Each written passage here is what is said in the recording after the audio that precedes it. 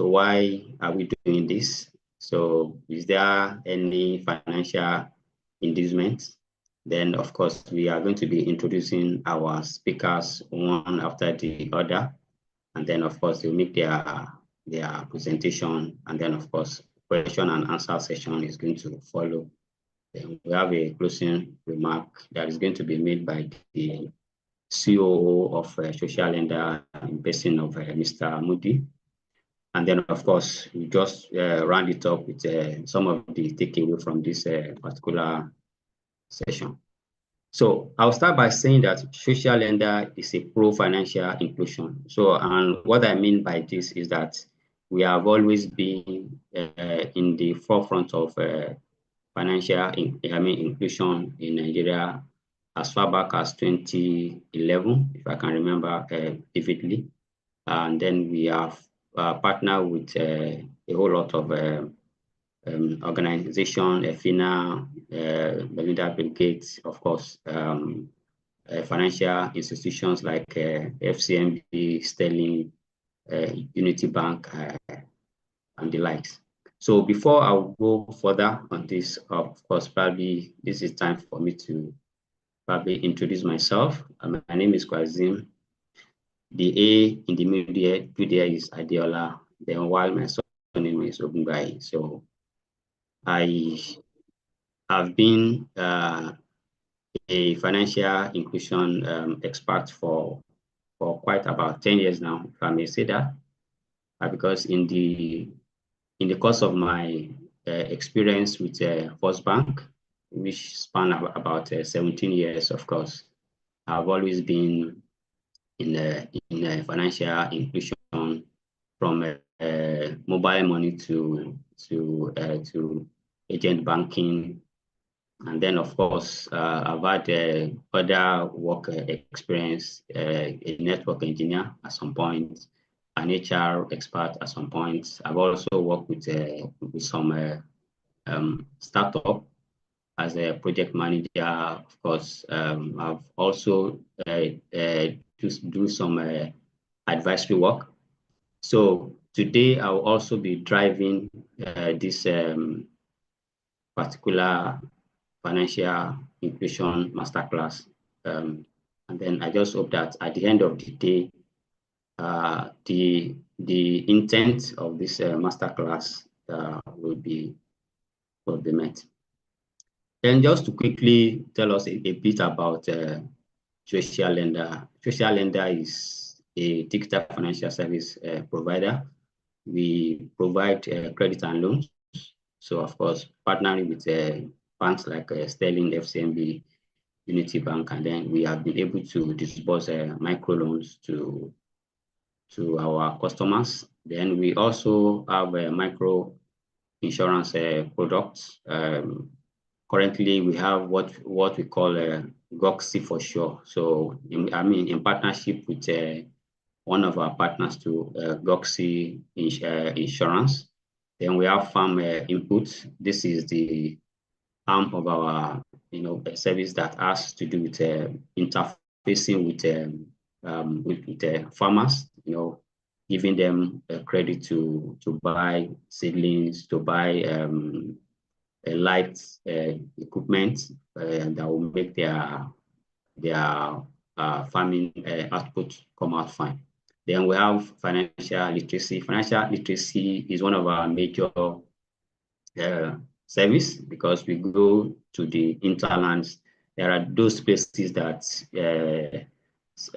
some of us cannot go to. So we try as much as possible to go into those places and talk to people about their finances.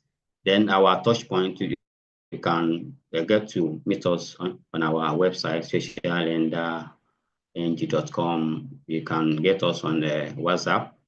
Some of our services are majorly on WhatsApp, and then of course USSD and then the SMS too is part of the channel that we use. We have a mobile app, and then we have the face-to-face. The face-to-face is the ambassador part of it, where we have our field officers, going to those places that I just mentioned. earlier on, talking to people about their, finances. So our product and services, we have what we call the platform as a service. Then we have what we christen it as a iTrustPay. iTrustPay is a platform that if you are into credit and loan and you need a platform for you to disburse loan, follow on repayment, send SMS, and all of that. iTrustPay is one platform that you can actually key into. We can white label it for you with your name, and then of course you don't need to be looking for millions of naira for you to get a platform to do that. Then of course credit and loan, just like I said, we have a FCMB, Sterling, Unity Bank, and then to iTrustPay too is also a client on that platform that we use our own funds to give out credit and loans, and then of course insurance, and then financial literacy. So why do we do this? This is one of the way that we give back to the society. It is called Digital Financial Services Masterclass, and then it is our way of showing our own corporate social responsibility. And then at this point also, I need to mention that all the speakers that have spoken on this event in the last 3, 4, 5 years, they have done so based on CSR. Nobody has asked us for money, and then we have not paid money to anybody. It is a way of them giving back to the society, and at the same time, Social Lender is giving them this platform for them to showcase, their own, expertise in that process. So, like I said, this is what we do almost every quarter. I remember in 2023, July, we held our masterclass called Understanding the FinTech Ecosystem of the Future, where we have speakers that are showing on your screen. And then after that, we have the best use of AI, in a financial technology space, where we have speakers like Femi, we have Adeyinka, and then we have Chigozie as a part of our speaker. And then the last one that we had was one that we did in April 2024. Where we talk about fintech security in the age of data and then AI, where we have the likes of Moody, Philip, and then Akim Martins being our speaker. But for today, we are going to be continuing in that spirit, and then we will move into another theme that has to do with facilitating financial inclusion, Africa, Nigeria, in the world as a whole. And then we have three speakers that have been lined up, and then which I'm going to be introducing to you in a couple of minutes. But let me just take one other extra 1 minute just to give us a kind of head up about, while I'm not trying to preempt what the speakers are going to be discussing with us. I have no knowledge of what they have in stock, but I just want to put this fact out there. And this fact that you are seeing on my screen is gotten from FINA A12 2023 survey. So if you are looking for credible, reliable data, I can tell you that going to FINA website is one of those things that you can do. And then based on the topic of today, it is reported that financial inclusion in Nigeria has grown significantly from 56% in 2020 to 64% in 2023. But even with this growth, we still have about 26% people that are still, excluded. And then, interestingly, if you look at this screen, I looked at it yesterday, and I was able to probably the the intention of this screen is just to show that in 2006 we have 65% people in the rural area, while 34 people are in the urban centers. But by 2023, that has changed. We have 41 in the rural, and then 58 is now in the urban center. So which means you and I have gone to the village, to bring our father, mother, and then our siblings to the city. So that tells me that yes, of course, by the time you get to the city, if you have to behave like them in the city, you need to be financially included. You need to open an account, wherever that you can get it. And then there is another interesting part of this report that I find. Of course, like I said, even though we have 64% growth, but we still have about 28.8 million people still excluded. So this is a huge number. This is a population of some, of some African countries. So it's like the whole Lagos is not included. So we need to bring these people into the fold. As harsh as the currency redesign of 2023 was, it actually grew financial inclusion. Because if you look at the screen there, this is before currency redesign. And this is the growth after the currency redesign. And then it is no brainer that, of course, this is going to happen because there is no cash. So the only means of getting money across is by transfer. And then definitely you have no choice than to find a way to get yourself into that space. And then with the fintech, that are all over the place, it makes this to be possible. That is why you see on the USSD side too, a lot of people during that time. Of course, I remember people coming to my place to say, "Okay, come and help me to do this SSD." If I cannot do mobile app, at least for the USSD, you don't need data to do that. And then, of course, that interestingly affects transaction growth too, which you can see from the screen. So this is just to give us a bit into what has happened, but a lot has been done, but yet we still have about 20.8 million people outside of the ecosystem. So what we are going to be discussing today, which our speakers are going to be helping us to do, is how do we bring these people into the fold so that we can have all our 111 million adults financially included. So I'll be introducing our first speaker for today in the person of Mr. Jackson Ame.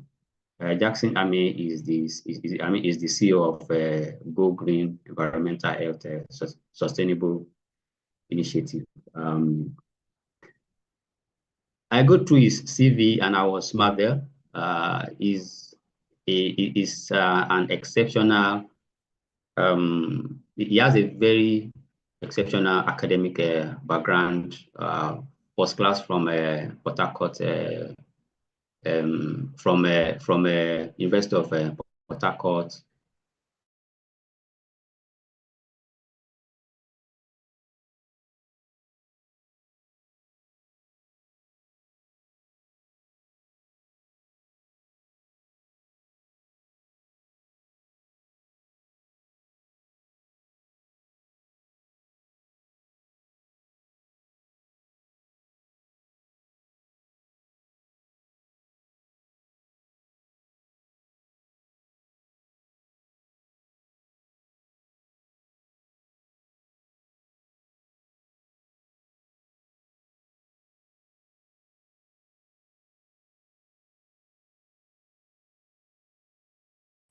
marvelous scholarship along the way.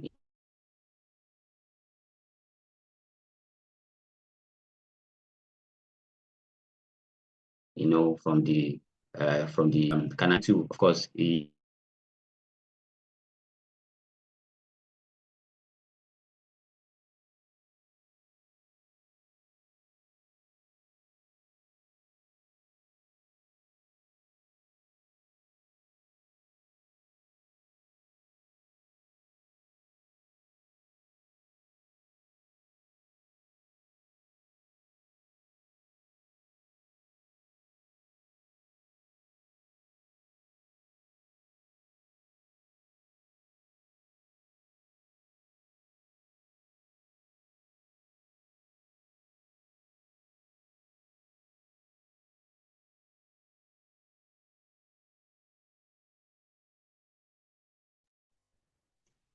Hello, Mr. Jackson.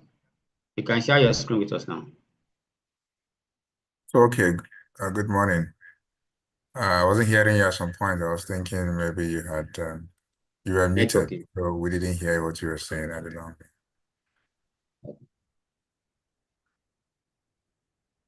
So good morning, everyone. I'm excited to be here. And just like Mr. Kazim has said, this is a platform that would be discussing how we can bring in everybody into the financial space. Thank you, Mr. Kazim, for that wonderful introduction. But just to make a few observations, I stated in my biography or in my resume, they stated there that I had a first class in public sector accounting from Nasarawa State University, not from the University of Port Harcourt, just to put it on the records. Okay. Yeah, my first degree is in finance and banking, and then my MSc is in public sector accounting. And then I had an MBA in green accounting from the University of Canada, West in Canada, just to put that straight. So thank you once again for having me. I was surprised when I was told that I'll be the first speaker when we have distinguished professionals like Mr. Ayo and my other colleague on the team. I hope I will be able to fill in the gap. Thank you for the opportunity, and it's nice to be here once again. For me, I'll be speaking from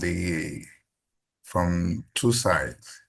I've been in the banking industry for a couple of years, from 2006 up till 2010 or 11 thereabouts, before I left the banking sector. So I have a bit understanding about what it means to go through financial inclusion, the banking, and bringing everybody on board. But currently, I'm more of a developmental uh, partner, since we are running projects that has to do with people in the community.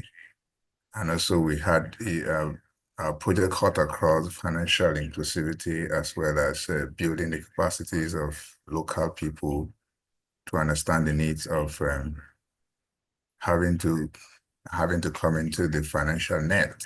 So I'll be speaking from maybe a bit of a technical background and again a community background. So you pardon me if I'm using more of a community experience approach, which is more recent in delivering this presentation.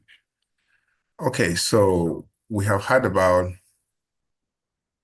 the statistics that has just been shared by Mr. Kazim, and truly the statistics are worrisome. I think that statistics was a bit maybe focusing on the Nigerian context. And that is also very interesting.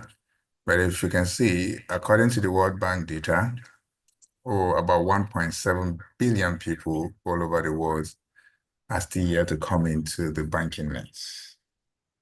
So we can say categorically here that this set of people have been excluded. And there's a need to ensure that the financial inclusion gap is filled up. And this is what the social lender is trying to promote, bringing this education and literacy to the general population. So it's worrisome that we have this number of people who are not yet in the who are yet to be included in our day-to-day financial net or banking or whatever we can look at it. It's also not new that we have more of younger generations, which we call the Gen Zs or the millennials. They are very good with digital technology, but sometimes or most times, or lack access to the modern or the traditional financial services that we currently have, both at home and then abroad. And there's an opportunity here, and that is why this is very important, because we believe that the use of technology can bridge this gap, especially for the people who are in the rural communities. We are much in touch with our rural communities. And then in our recent interventions that we had, we've been running some projects that is funded by the UK government and other partners. And we have had interactions with our communities, very rural communities, and most of them are still out of this net. And that's why we hope that at the end of this session, as many as yet to come in will understand the need for why this financial inclusion is very important. So we believe that it's not just access to credit or access to finance or access to banking. It's such an empowerment program or a pathway to prosperity.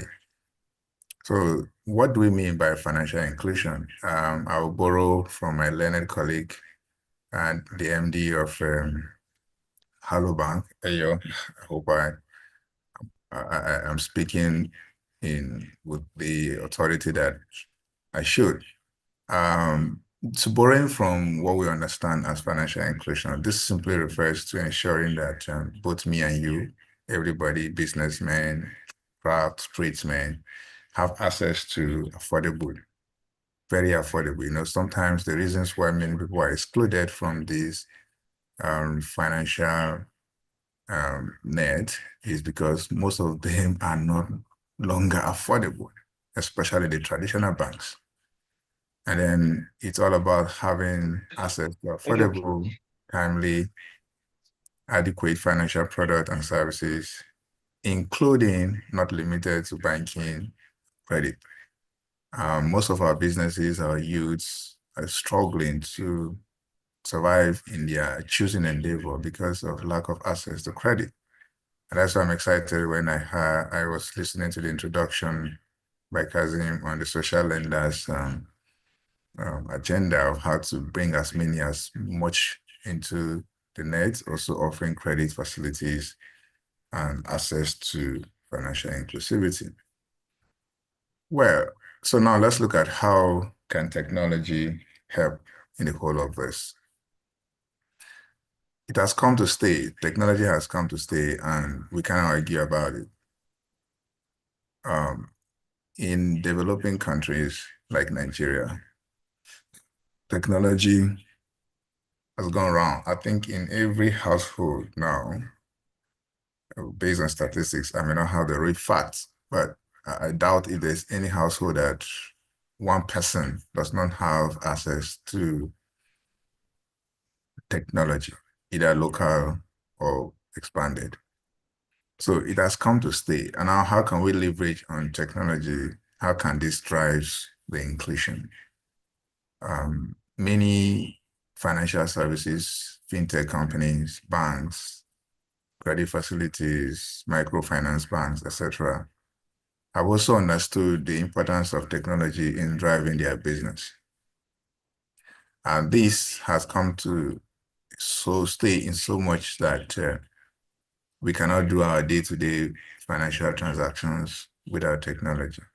In fact, at some point, the banks will charge you high if you come into the banking hall to do transaction rather than doing it online or through your mobile phone. So we have different types of ways that technology have driven this inclusion. We have the mobile banking, we have the digital platforms, we have other platforms like the OPay, the MoneyPoint, which is very common in Nigeria.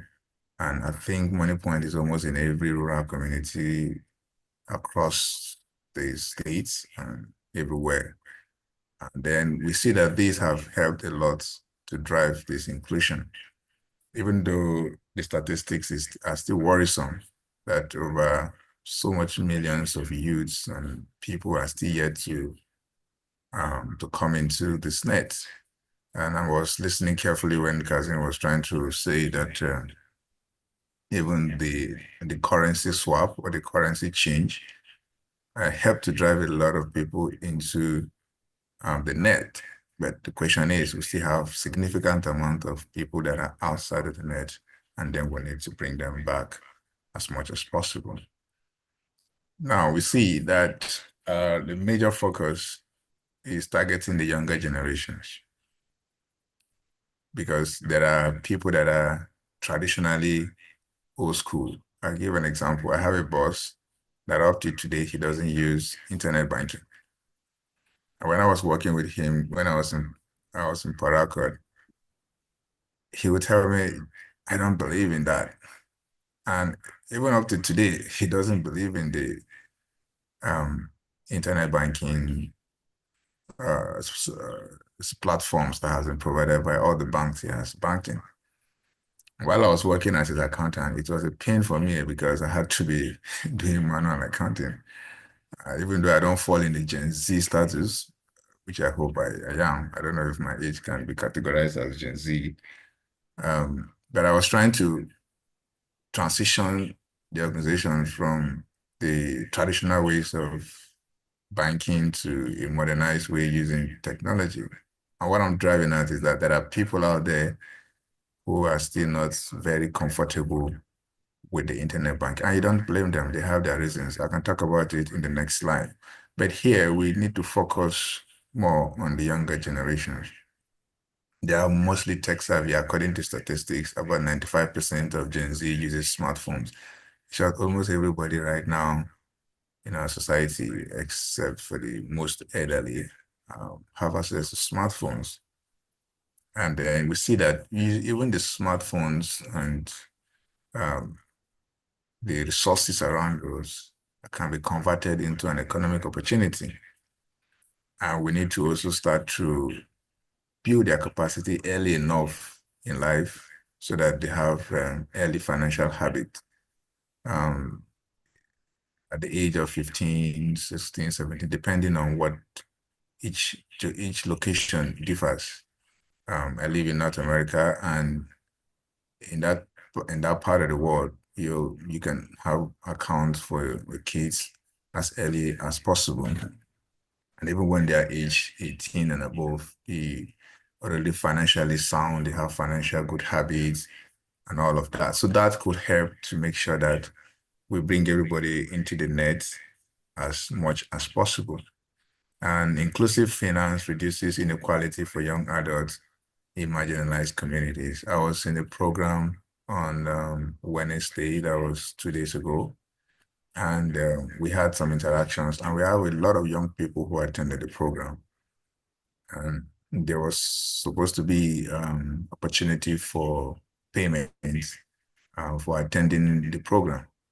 And then my team came to me and said, oh, there are lots of people who don't have accounts in the bank. And I was just wondering, in this jet age, should we still be talking about people who don't have an account, where we can have the POS guys open account instantly with your BVN and your NIN and all of that. Now I was trying to find out what was the issue, and we had a lot of conversation. It's so disheartening to hear that in our time as such as this, we still have a lot of people who are outside of the net, and that's why this program is very, very important to bring a lot of people into this financial inclusion that we're talking about. So what are the challenges and how do we overcome those issues? There are a lot of barriers. Again, we have issues around internet reliability. Fortunately, we are grappling with reliable internet providers, especially in some parts of the country. And those can be a big challenge when you want to do transactions. You have issues around that. And the banking sectors and all these fintech companies, I think the fintech companies, to me, in my estimation, they do a lot more better than what the traditional banks are doing. I have a conversation with my accountant, and then we were talking about which of these banks can we even rely upon. Recently we've been making lots of payment, and then we keep getting issues around participants not getting their funds. You upload transactions, they're not going, you call the bank, they'll tell you, oh, internet downtime and all of that. So these are real life situations that we have seen over time. That is a barrier, and then we need to see how we can overcome that. And then there are trust issues, like I just mentioned about the online security. And then I use one of my boss as an example, who up to now still does not trust the system. A lot of persons have lost money to, scams and all of that. And many people prefer to bank their money in their wardrobe or just the way of traditional means of doing things. So we need to also build the capacities of our people to understand that there are other ways to can overcome this issue. Every day I get lots of spam emails and text messages asking me somebody's trying to access my account here and there. But I've built financial security around my account that even if I get all those messages, I'm not bothered because with my financial knowledge and with the security that the banks have put in place and all of that, I'm a bit comfortable. So we need to also pass this information to as many as we want to be in this net so that the trust issues can also be addressed. Talk about education gap, lack of financial literacy, limit tax impact. Many people are still not aware. My project is in the north, and then if you go to the north, you will see the big divide between financial literacy and what we're talking about. A lot of people are still not in this space because they lack that financial literacy. And one of our projects that we're executing in Benue State, the same thing happens. And we have to organize a financial literacy workshop, and then we're trying to pass this across down to the most vulnerable communities to ensure that they are all able to come into this financial net. And one of the discouraging factors is a high transaction cost. It costs so much these days, and then many people will just prefer to keep their cash without even having to come into this net. I understand that on average, POS charges are high, banking charges are high. So many things are a bit discouraging. Businesses are struggling to survive because of this too much banking cost. And these are areas we need to look into and talk to policymakers and decision makers to see how we can support financial inclusion, reducing the high transaction costs. And again, we look at issues around credit invisibility and lack of collaterals. I know there are a lot of fintech companies that give out facilities to people, but when they give out this facility to people, they don't pay back. I've got a lot of calls. I don't know how they got my number. That, oh, somebody collected money through all those their apps, and perhaps they saw that the person has my number in their contact, and they're calling me to say I should tell the person, or else they're going to report the person to the police or whatever, and they will send you all manner of text messages. I don't know if some of us have experienced that. It's quite disheartening to see that sometimes even people who wish to access credit facilities have over time have bad reputations because of the fact that they did not keep to credit agreement. You take money from microfinance bank and they keep pushing you here and there. I had a lot of people who come to me and say when they were giving us government loan, there was a time during the regime of the past administration, they were giving out credit to businesses and all of that. So a lot of people took that money and they thought it was a free for all. And now when they are coming after them to pay back, they keep on running from one pillar to post. So people don't lack credibility. And again, it also impacts on how most of them will now decide because they already have bad history. They decide to stay off of the banking and the system so that they don't get caught. What's the solution? What's the next step forward? I have 25 minutes. I think I'm being careful of my time. I have some few minutes to wrap up. So we'll quickly look at the solutions and the next steps. How do we make it work? So it's not something that one man can do. And that's why I'm very excited about Social Lender and what they're doing, driving this financial inclusion across the board and the divide. We need to do more partnerships. The government needs to come in, the civil society organizations, the NGOs, the tech firm. We can design programs to support the vulnerables, just like what Go Green is doing in Benue State. We're building capacities of our local farmers, headers, and all our youths in the communities, in local government. We're going down to the grassroots, building their capacities, making it work. Like, yes, this is possible. And then we can also integrate financial literacy into schools, teach the younger generations early in life how to be financially disciplined and bringing them into the net. And then we are also looking at, again, most of the platforms. I was talking with somebody and I said, recently my experiences with MoneyPoints, well, I'm not advertising for them. I don't know them. I don't know who they are, but I know that it's one of the most friendly platforms that we have seen that is user-friendly, so easy and apt to go. And in my recent visit to Nigeria, I saw that almost in every supermarket, every station, everywhere you go, you see more of MoneyPoint. So if other fintech companies can design user-friendly product and all of that, you see that it will help a lot in bringing these people into the net. Because I get frustrated sometimes when I try to access an app and then it's too complicated. I just leave it and move on to the next one that is available. And then for community focus, we need to look at solutions that are really, really local, enough of the city base. And I'm happy when Kazim was mentioning about the rural data and the urban data. We need to look at how we can go into the grassroots to identify the local needs of our people and build their capacity as much as possible. Looking at the big picture, what do we envisage?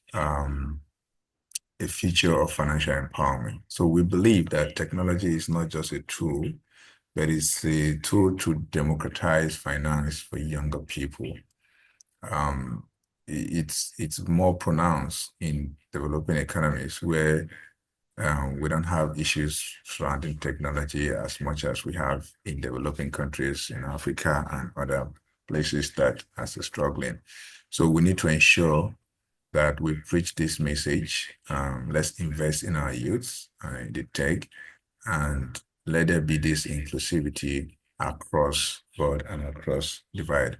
So we also believe that technology has the power to democratize finance, making financial services accessible to everyone. That's the underlying factor, to everyone, regardless of their socioeconomic status. Because what we have seen over time is that those who have access to these opportunities are either those who are well-to-do or those who are, an average person. But you see the woman selling corn on the streets, the young man selling fruits on the street, many of them are not yet in the system. And so we need to bring them back because as much as they come in, we are empowering individuals to take control of their financial future. Thank you so much for listening. I think my time is up and then I will stop at this. If there are questions, we can take questions either after or depending on how the moderator will lead us. Thank you for listening. It's a pleasure to be here.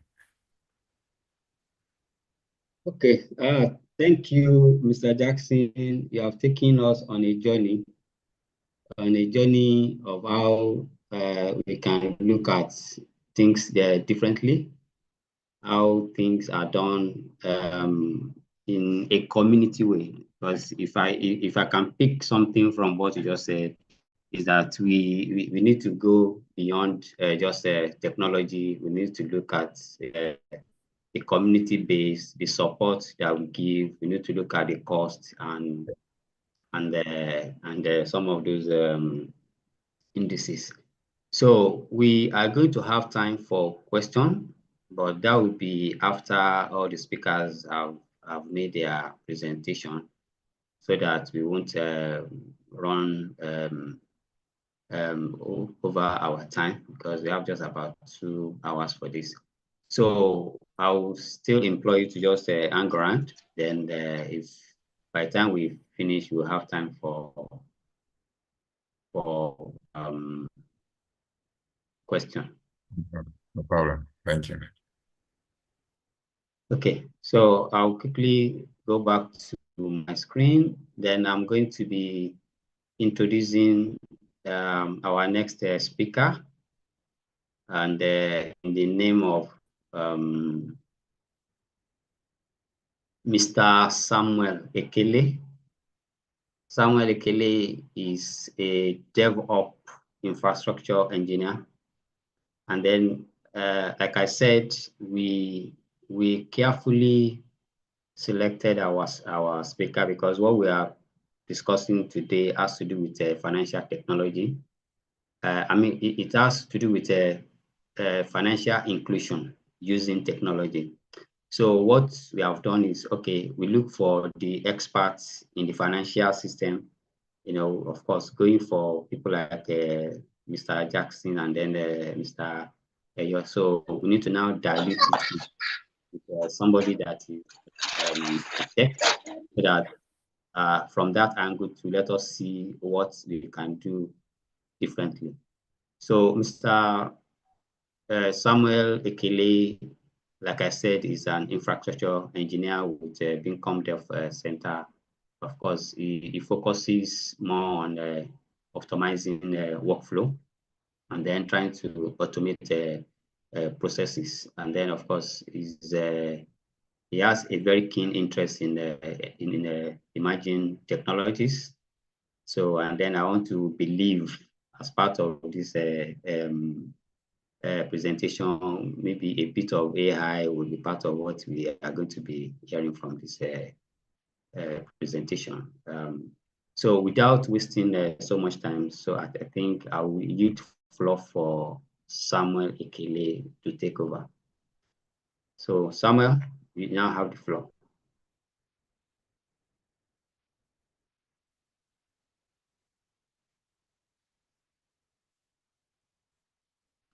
Is Samuel there? Mr. Samuel. Yes. Okay.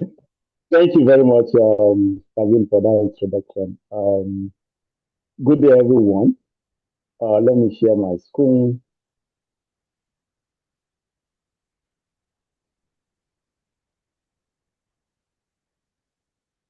All right. Confirm if you can see my screen and you can hear me. Yeah. Yes, you can see it now. All right. Thank you. Thank you very much. It's really truly an honor to be here today to talk about something that goes beyond just a trending topic. Financial inclusion is a game changer, and is a game changer to any nations, to any economy, right? I'm Samuel Ekele, a DevOps infrastructure engineer, and my work revolves around building the system that powers digital service at scale.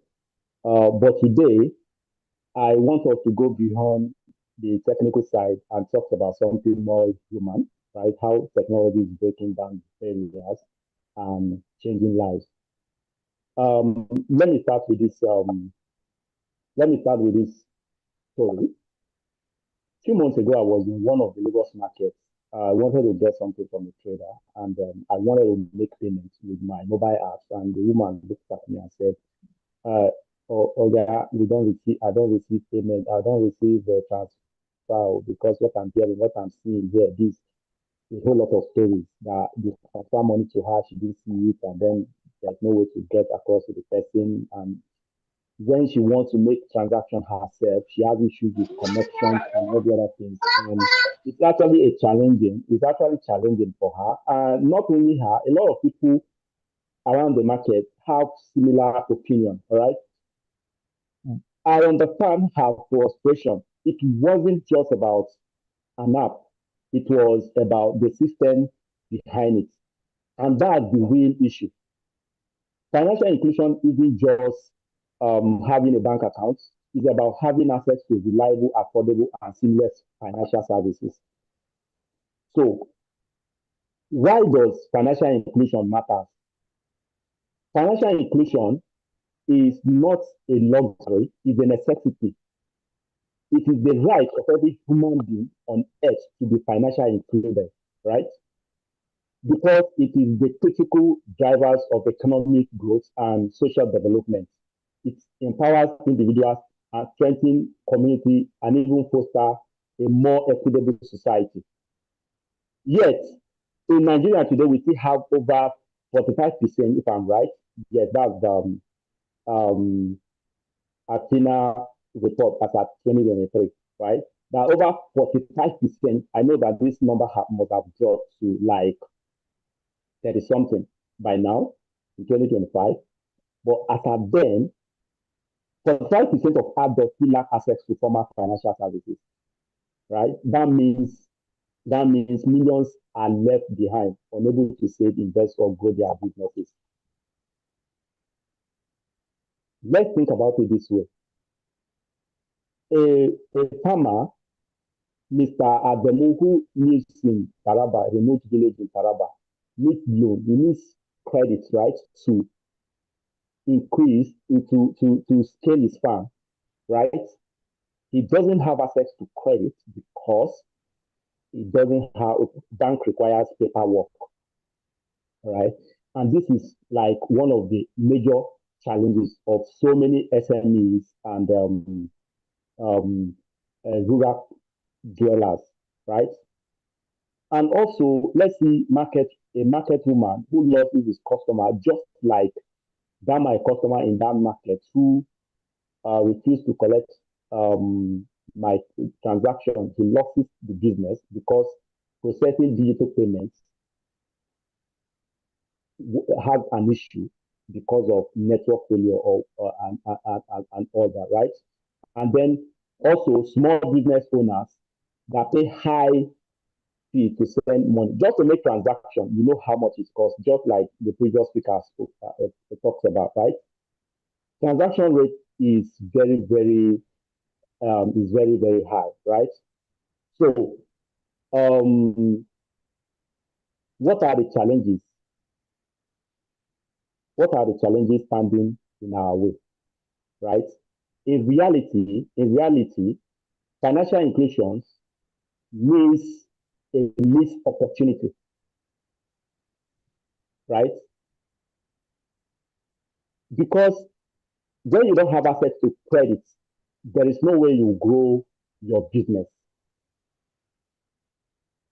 And on the flip side, if financial inclusion means access to credit, insurance, financial service, and financial education at an affordable price, at affordable rates, and you don't have this, it means that you are financially excluded, right? And when this persists, poverty remains, business remains small, and economic opportunity lost. All right. So we have challenges standing on our way. What is stopping us from achieving full financial inclusion are these key roadblocks. Infrastructure is one of them, right? Digital literacy is one of them. Regulatory hurdle and security risk. Trust is supposed to be here as well, right? Trust issues, right? Supposed to be here as well. A lot of places like the remote village, somewhere in Taraba, just mentioned, does not have access to electricity, and they don't have access to internet connectivity. Cell towers does not get to them, and they find it difficult to make even a phone call. And even though mobile technology has made it possible for us to make transactions from any locations, um, however, it has to be where we are connected to the internet. Then infrastructure is one of the problems. Regulatory hurdles, fintech innovators often struggle with complex compliance rules and all that. And then security, and that's what that's where the issue with trust now comes in. As digital transaction is growing, right? As you're using your digital device to make digital transactions and all that, so the fraud also on the rise. They become the major target, and that is making a lot of people shying away from using those platforms that existed today, right? And then digital literacy. A lot of people don't know how to use some of these applications available today. They don't even know how to operate their digital device, all right? And these are major challenges that we face in driving financial inclusion today, right? How is technology driving financial inclusion? We are going to explore some of the biggest innovations that will be shaping the future of financial access, all right? One of them is the mobile technology. We already seen that over 90% mobile penetration rate in Nigeria, or thereabouts. I don't know if I'm correct, but I think it's around 75, between 75 to 90% mobile penetration is already. And we have a lot of platforms, fintech platforms that are actually bringing financial service to millions of people. With just their mobile phone, they can send money, receive money, pay bills, and access credits without walking into a bank branch and all that, right? That comes with a lot of challenge as well, because the infrastructure challenges affect mobile technology. Because for you to get connected, you need internet to get connected to your financial service to make financial transaction. Remember, World Bank defines financial inclusion as access to credit, insurance, financial education, and affordable. This thing has to be affordable, all right? So, in the remote locations where you don't have access to cell towers, you don't have internet connection, it's become challenging, right? And there is something revolutionary that is coming to cater to that. That is satellite to mobile technology. Let's imagine a world where financial services are available anywhere in the most remote village without needing a cellular tower, right? With satellite to mobile technology, you no longer need internet connection, all these network issues you have because of your service providers having infrastructure challenges and all that will no longer be there with satellite to mobile. Satellite to mobile will enable farmers in rural communities to have access to the internet directly on their cell phone without third-party device whatsoever. We have SpaceX, Starlink, SpaceX, Starlink, and then AST Space Mobile making this possible today. So we are coming from the era of CDMA, that is Code Divisions Multiple Access, that powers the 2G of them, 2G, 3G of them, before GSM comes and displays them. This technology is actually coming to displace GSM. And I want to believe that the social lender team are actually driving financial inclusion, taking financial education to the rural communities, and the challenges they may face, the rural dwellers may face, is this internet connection, right? Because you need connection to actually carry out transactions.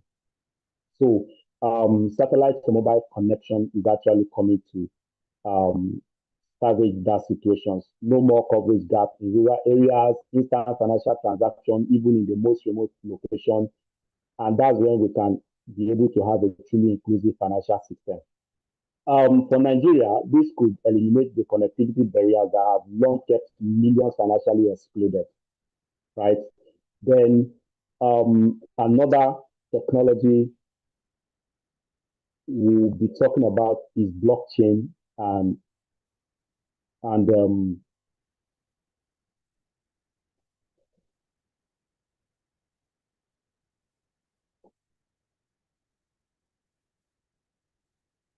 right.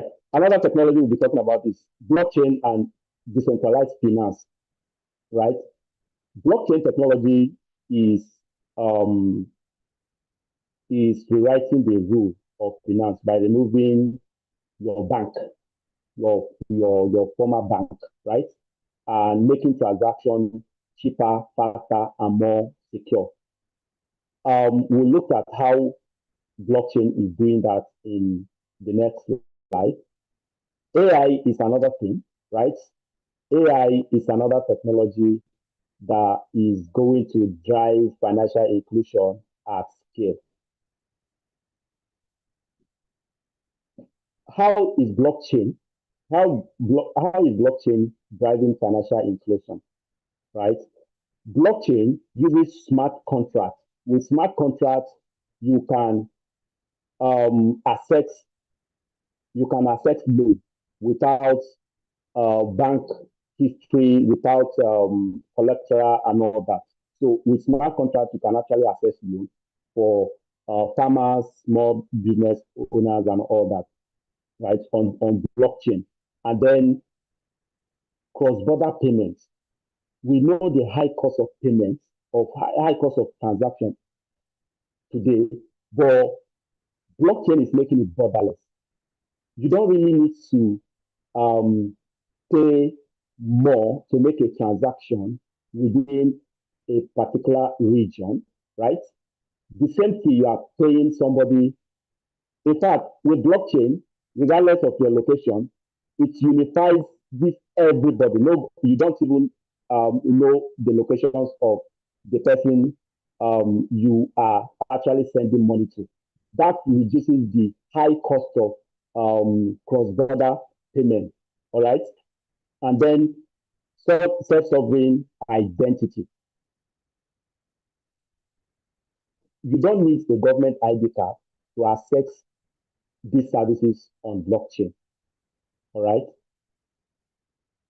There is an app in Kenya called BitPasa, which uses blockchain to cut international transactions by over 50% for business, for small business, right? So imagine if we have this kind of that kind of model across the world today. It means that the high cost of transaction will be cut by 50%. All right. And then AI. AI is not just a trending topic. It's helping millions to gain financial assets ways that we never think could be possible, right? AI is going to be like a game changer in this financial inclusion, in driving financial inclusion globally, because AI, why I was looking at the whole financial inclusion data and every other things, and I was like, the major problem we have, one of the problems we have is even data. We don't have a central repository where your financial history are captured, are stored, so that if Zenith Bank wants to access my financial profile, they can go to that repository and analyze my spending patterns, analyze my spending habits to aside bank statement and all that. All right. We don't have that. AI is now seeking alternative means of analyzing our financial spending habits and our mobile transaction and every other things, right? So you're supposed to capture what you buy, how you buy them, and how often you buy them and all that. It's supposed to capture if you, this data, AI is going to analyze them to see if you are credit worthy, all right? Then fraud detection.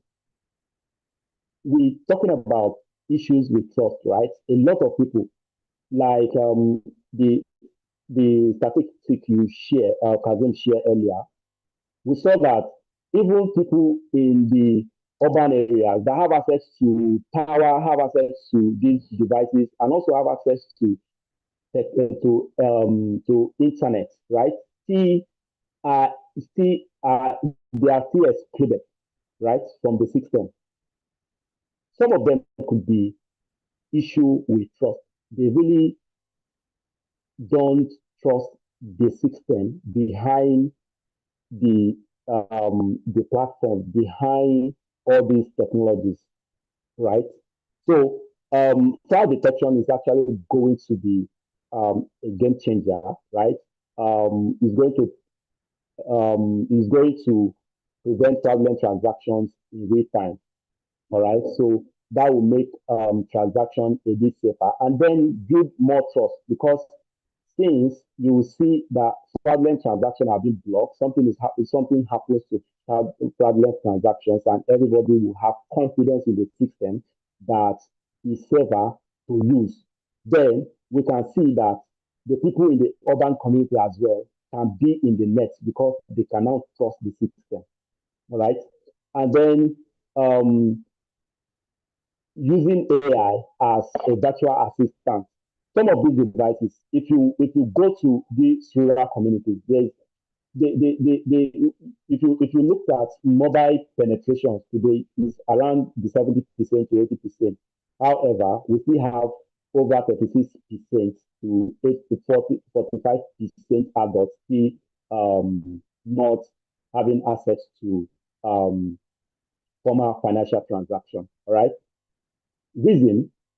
Some of the reasons is financial education, right? And also digital literacy. They don't really know how to operate this device, all right? If you look at the whole device we use to make our transaction today, majority of them uses English. And these people may not speak English, cannot even identify number, they cannot even identify letter, all right? So AI building on top of these devices can actually help them to communicate to the device in their local language using Hausa.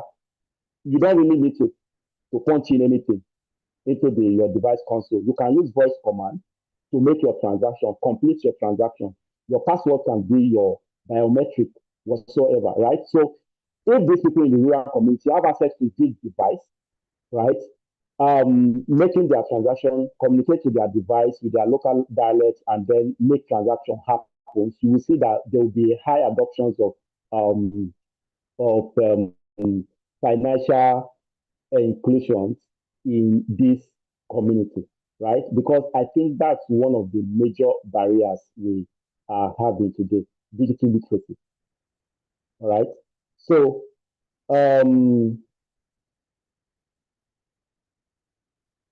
there is one application, yes, I found it to last week, IE Finance in India, right?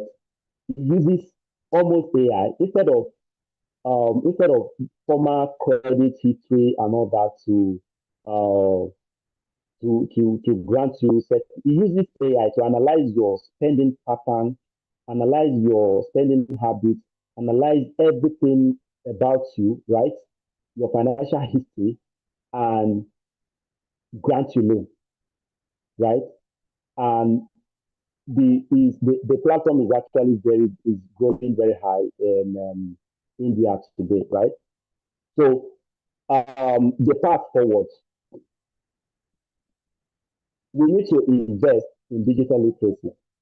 A lot of people, even if you did a user experience, you did your application perform wonders and miracles and every other thing, and people don't know how to use it, it's still useless, right? So we need to educate them on how to use these devices, right? And then infrastructure. We need to strengthen the infrastructure so that they can be able to have electricity to power their phone, right? And also the underlying infrastructure of that holds the applications that they are using. Some of the reasons why we see transactions failing, um, issues with transactions most of the time is the underlying infrastructure that powers the application. All right. So we need to be able to scale them. We need to be able to manage them well, right? We need to be able to strengthen them. And smart regulation, and this goes to the regulatory body, right, to allow fintech to innovate while protecting users. Financial education. We need, why they use this digital device, they need to have financial education because World Bank includes financial education in their definitions of financial inclusion. So we need financial education, right? And we need to take this to the people that need them. And from the statistics we showed earlier, Kazim showed earlier, we saw that the rural community make the larger portions of the numbers that are currently excluded from the system, right? So we know where to, we know where to go. In conclusion, financial inclusion is not just about technology, right? It's about people. It's about ensuring that every Nigerian, every human being, regardless of their locations, wherever they live, has the tool to thrive in the modern economy. Thank you very much for having me.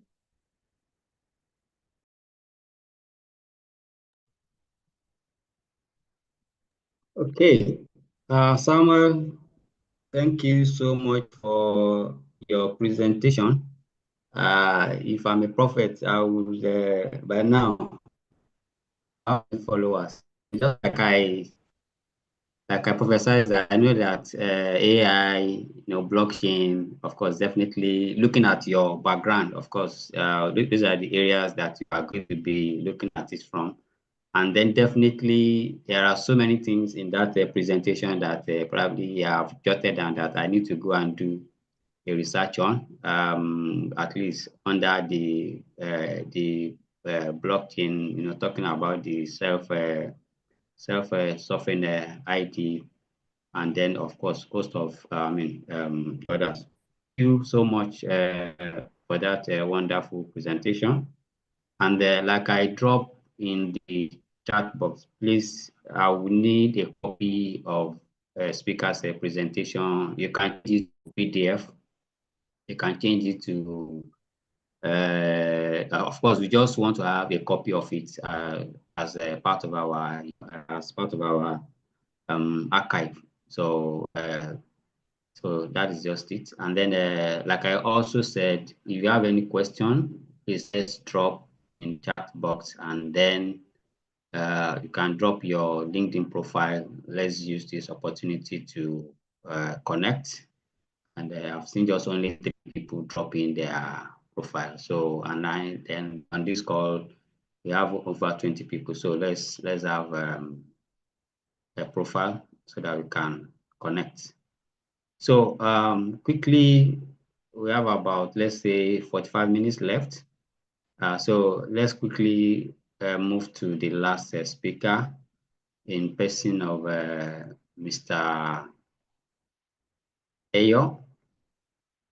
I call him Ayo because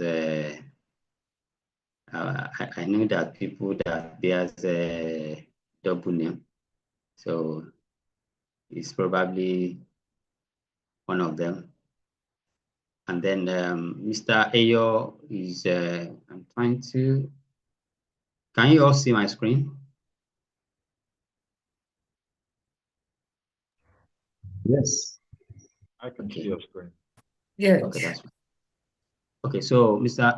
Ayo has over 20 years of work experience. And then out of that 20 years work experience, I can say we spent 5 years together, if I'm not mistaken.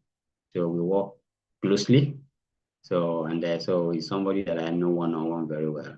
And then I don't have any doubts that, you know, if you look at the topic of today that has to do with financial inclusion, and then of course it has to do with you know, going to rural community, you know, talking to them and all of that. And then from his profile, it says he loves working with communities to meet their financial needs. And then as a managing director of a microfinance bank, I want to believe that he knows where the shoe pinches. And then from all the presentations so far, and from what I've read too, that is probably cracking me up, is that everybody is saying financial inclusion is not all about access. It's not all about technology. So what is financial inclusion about? So without wasting much time, so I'll call on Mr. Ayo to share his screen with us and then share his thoughts. So Mr. Ayo, you now have the floor. Thank you very much, Rajim, and thank you all distinguished participants. And I must also commend the speakers that have come before me. The thing about being the last speaker is that you stand in of not having anything to say, because people who have gone before you have said everything, right? But okay, so the beauty in all of all this is that one can always evolve. One can always make some adjustments. So, and then knowledge is people. Financial inclusion, I would not want to touch the basic, because the two speakers have spoken extensively on that. But in summary, it's essentially providing financial products and services in a very responsible way, making it affordable, being ethical about it, and being transparent about it.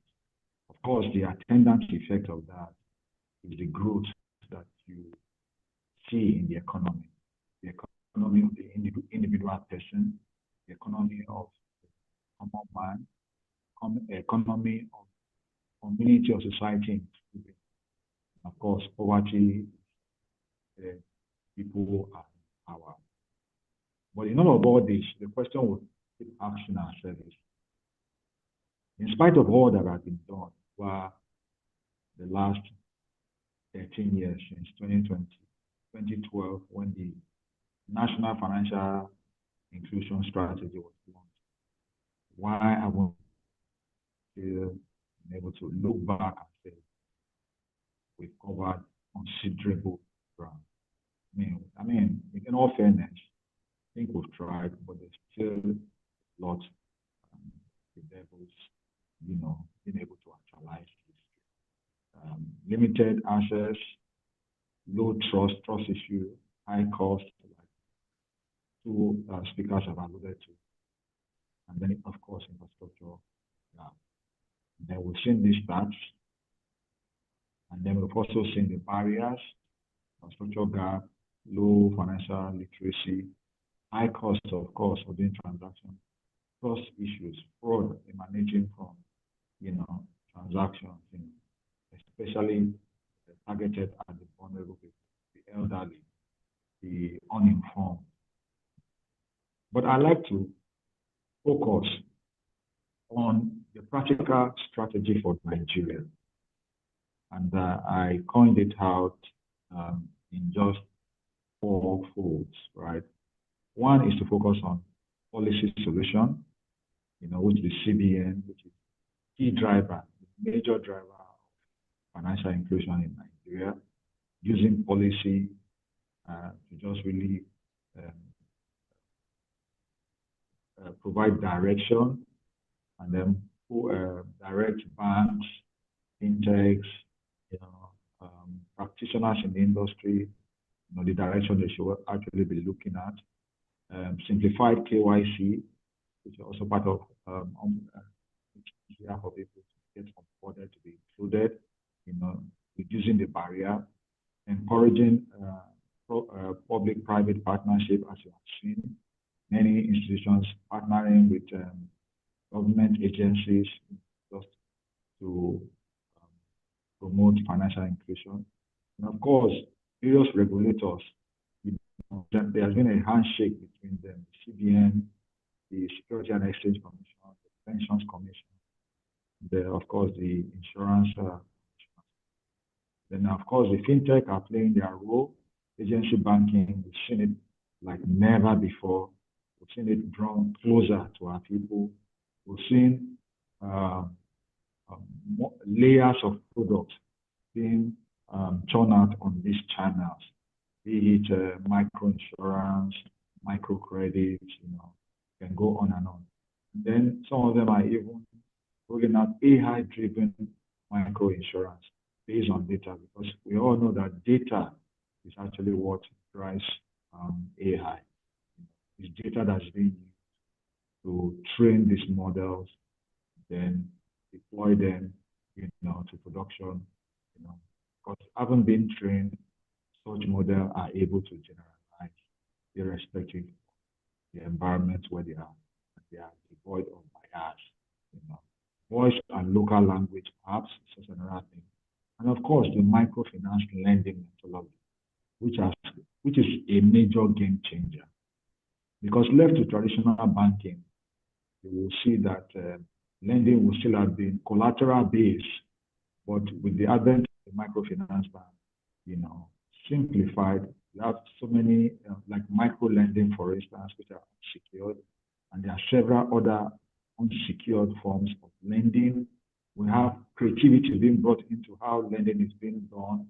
People, even when collateral are being requested, people can bring, you see somebody, their phone is a collateral, you see a car can be used, a car that somebody is using can be used as collateral. The sewing machine, if it's a seamstress, the sewing machine can be a collateral. So microfinance banks have been doing so many things. They introduced the concept of group lending, where loans are given to clusters of groups, and then they are called unions. Then each of those unions has a union leader who is responsible, him and everybody in the group responsible for making sure every member of that group pays back their loan when due. Because if one member defaults, then it means the group defaulted, and it affects the creditworthiness of that group.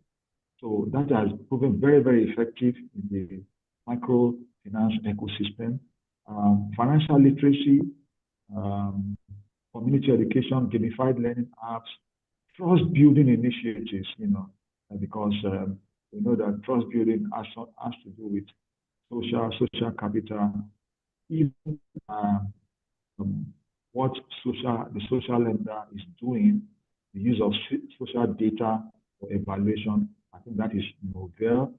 I think that is really what we need, because if we are going to crack this challenge in financial inclusion, we need to be able to develop products that are tailored to our own peculiar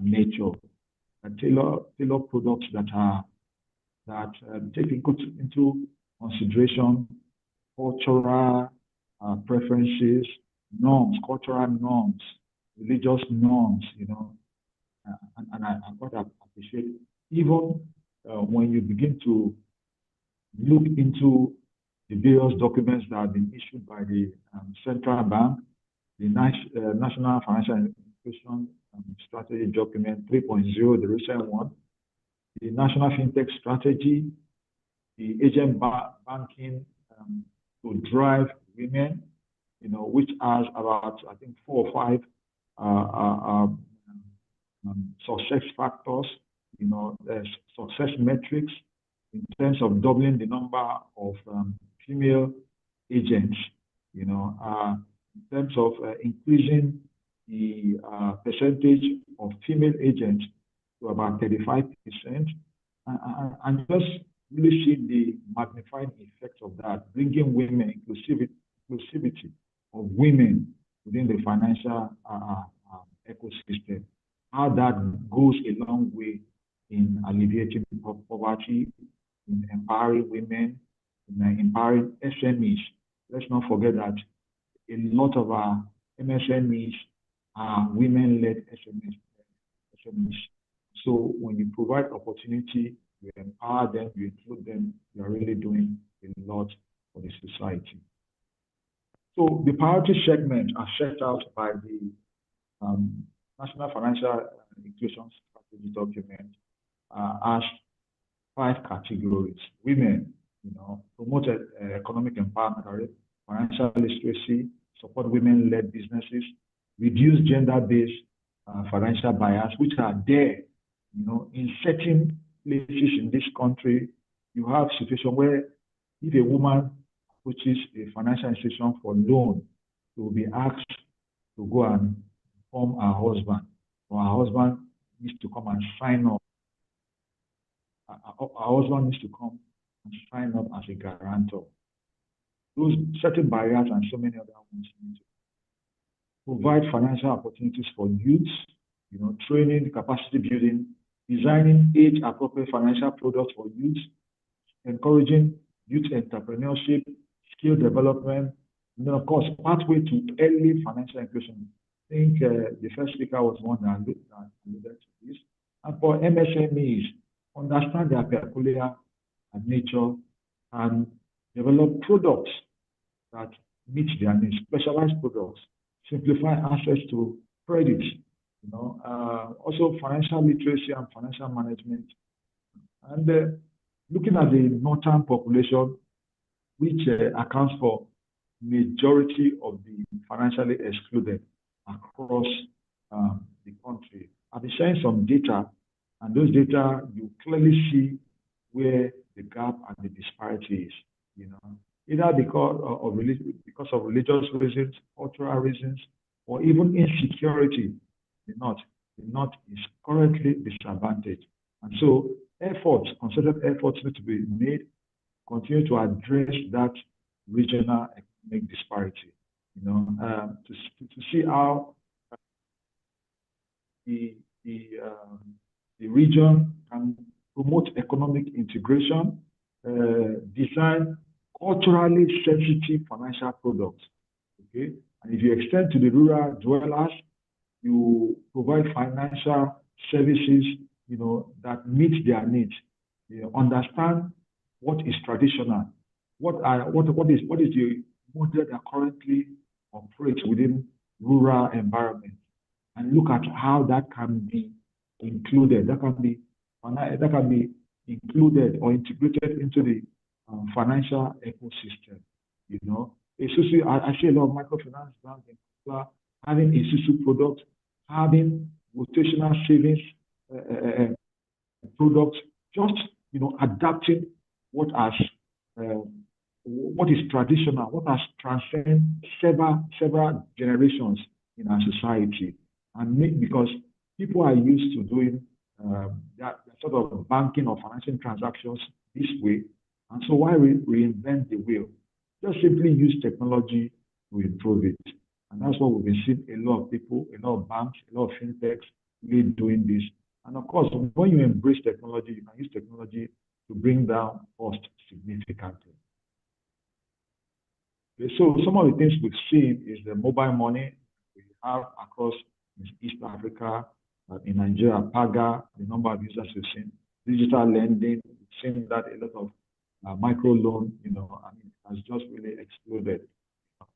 But looking at statistics here, because this is a space where I play, how does having 370 microfinance banks in rural communities, what does it do for us? How does it promote or drive financial inclusion?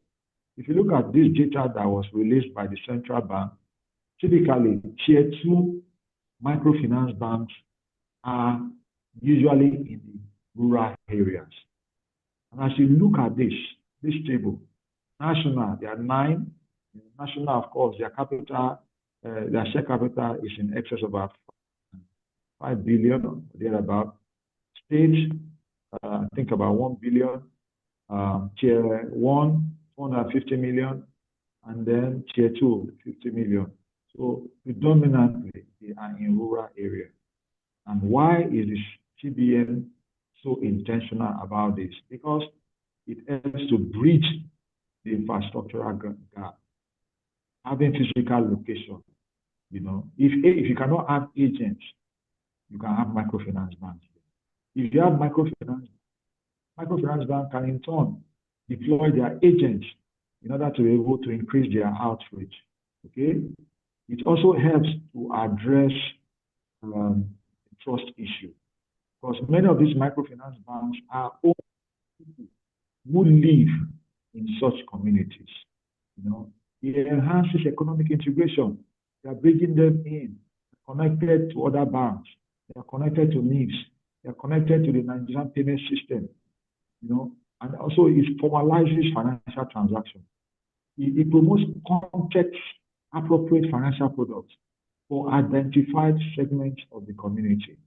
Okay, moving further, I also present here another data from the CBN, spanning a period of 5 years, just seeing the impact of microfinance bank subsector, towards driving or providing credit, savings generation, savings product generations. And you can see here in 2020, loans were 0.56 billion, that's 560 billion loans that were given out by microfinance bank. But by September 2024, that had grown to 1.55 trillion. This is amazing. So I think that the microfinance banking subsector is doing a lot. Now, narrowing in on just really explaining what technology, how can financial inclusion, how can technology drive financial inclusion? These two speakers have touched on this. And so let me narrow in to some more specific things. Credit scoring traditionally is done by credit bureau agencies who look at your financial record, bank statements. They rely on traditional means of appraisal to assign scores, based on such parameters, appraisal parameters to individuals. But AI, which is a catalyst, in my opinion, is a catalyst for driving financial inclusion. AI goes beyond the traditional credit scoring system, because the traditional credit scoring system often excludes individuals without formal credit history, let alone people who don't even have financial record, let alone those who don't even have bank accounts. So they are complete. So there cannot be any credit scoring, credit history for them. But with AI, machine learning algorithms have been developed that use non-traditional data sources. And these data sources predominantly are outside the financial financial services ecosystem. And so data that come from maybe even social media, data that come from even records of informal institutions, data that even relates to maybe phone usage, utility bills, and so on and so forth, can be mined and used to develop models that can be used for credit appraisal, just like the social lender has been doing. AI is also used for financial advisory service. I know that Samuel touched on this also. He talked about the use of chatbots, the use of virtual assistants, because this helps financial institutions to be able to provide services outside even their traditional banking hours. Customers have access to these chatbots. They can ask questions. They can interact with these chatbots. They can initiate financial transactions. Okay. Another area is in microfinancing, micro-lending. We have seen the growth of digital lending. And this has been facilitated by AI, by algorithms that have been developed that can run an appraisal of any credit application in matters of seconds and then provide a decision. If we were to go through traditional means, this can run from hours to days to months.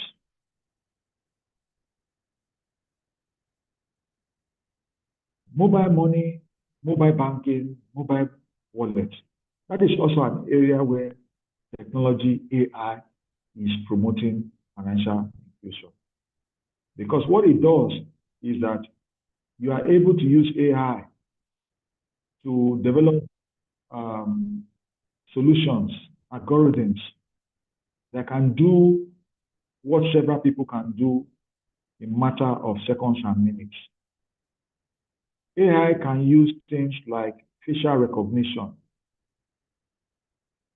either in the process of onboarding or in the process of validating transaction or authenticating it. AI can be used even for fraud detection or prevention, where it can detect anomalies. If there's a particular pattern, because there's always data, there's always pattern in data. When you begin to analyze data, you try to look for patterns. Customers have a unique pattern in their transaction. Either transactions are below a certain amount, or transactions happen at a particular time of the day on the week, or in terms of a range of frequency of transactions per day. These are patterns that a machine learning algorithm can learn. And so when it sees anomaly or outlier, it can flag it and request for further authorization or further authentication, or completely prevents that transaction from going through. We have seen how AI has promoted the ease of completion of KYC, biometrics, fingerprints, even customer address verification, where Google Map or any kind of map app that's available out there, and that can be used to verify a customer's address. AI being used for financial products development, products that are tailored to customers based on their financial history, based on their transaction history, maybe across channels, maybe across locations. And of course, real-time transaction monitoring is also possible through artificial intelligence. And wherever technology is deployed, processes are automated, transaction processing is quicker, it ultimately leads to reduced cost of transaction. And so that is a plus for customers. It gives them an incentive to embrace financial services. Those who have been financially excluded, because cost is now lower, that is an incentive for them to embrace financial products and services.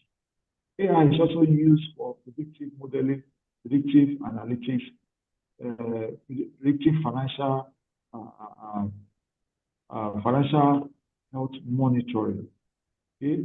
Advanced AI systems can predict potential financial challenges for individuals. So it can send you early warning signs. If it can tell you which customers are likely to churn, abandon their account, which customers are likely to default, even before they default. So AI provides early warning systems for financial stress. It offers proactive financial management advice. It also helps users build emergency fund.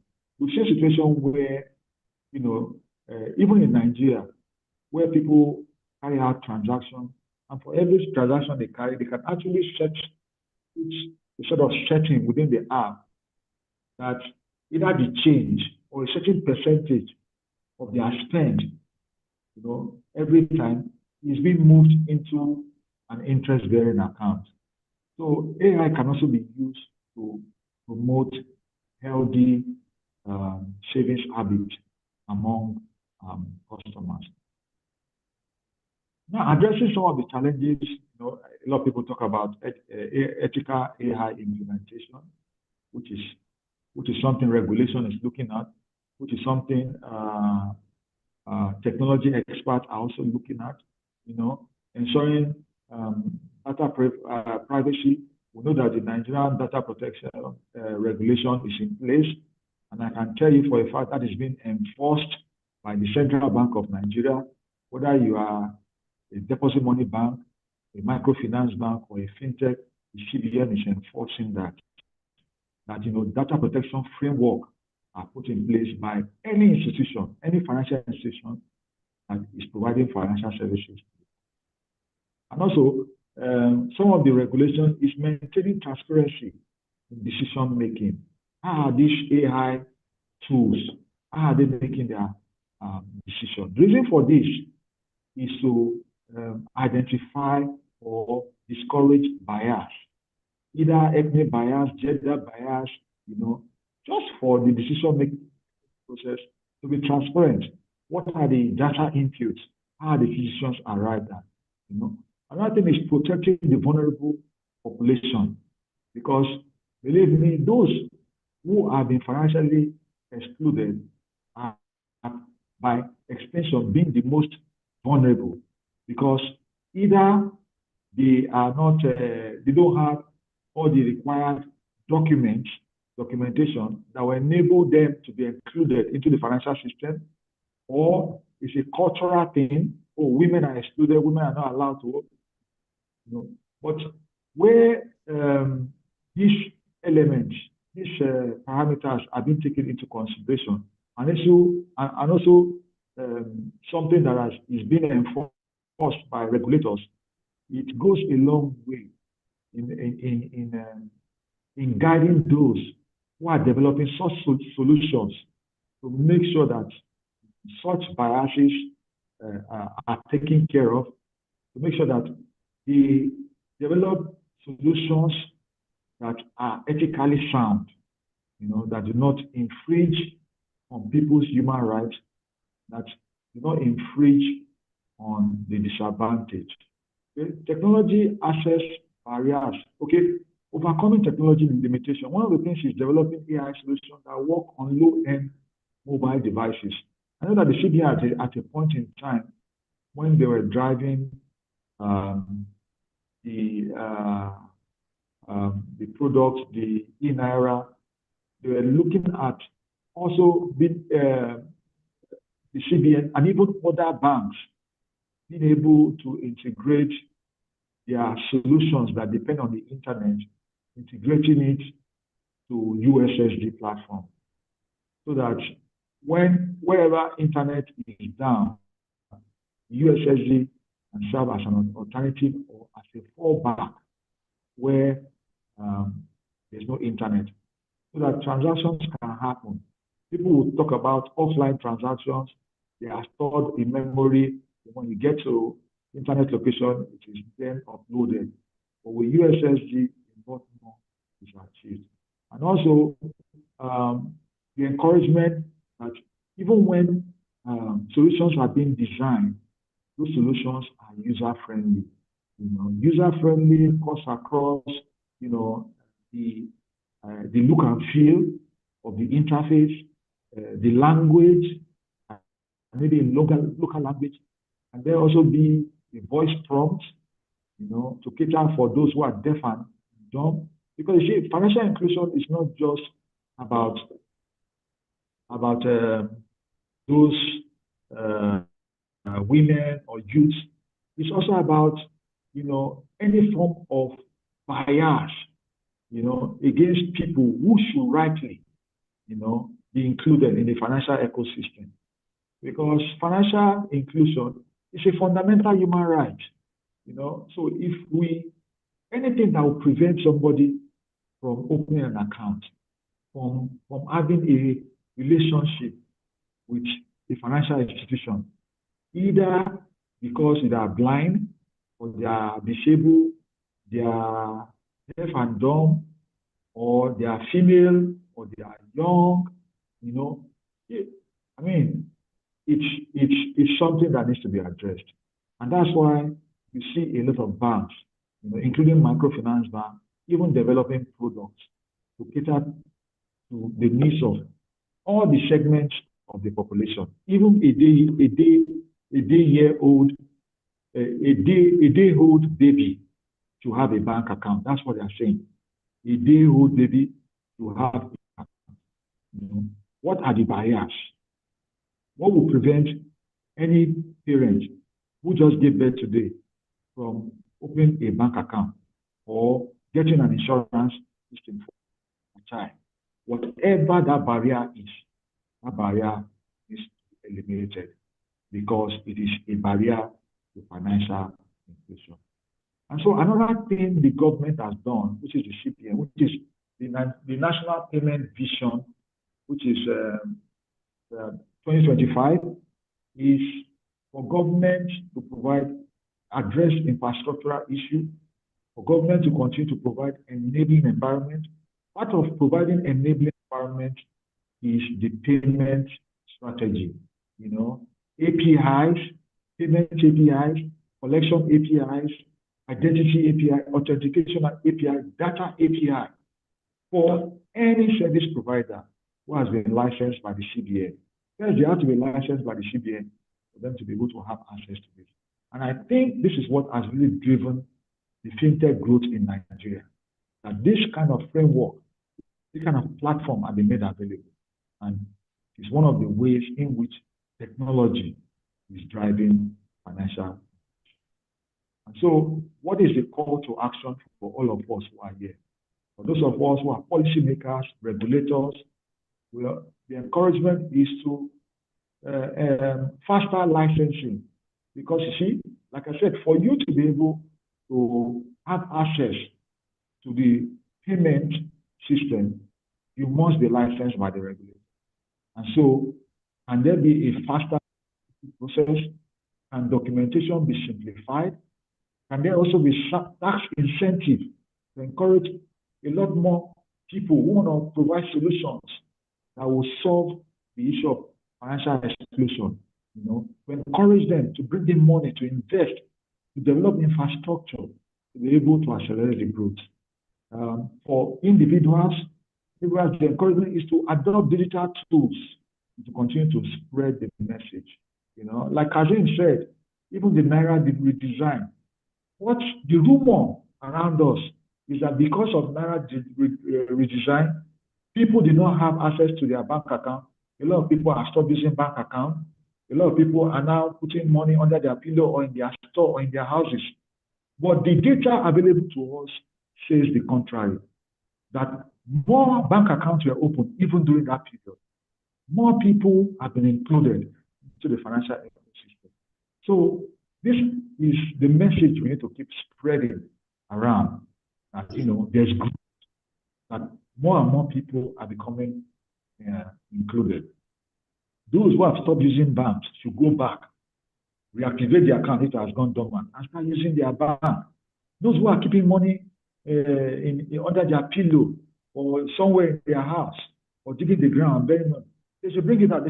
Money belongs inside the bank. Money is not. Money is meant to be circulated for spending. Nobody owns the physical currency. It's a fiat, and so it's a value. It's a means of exchange, and so people should not keep money in their homes. Money should be in their bank.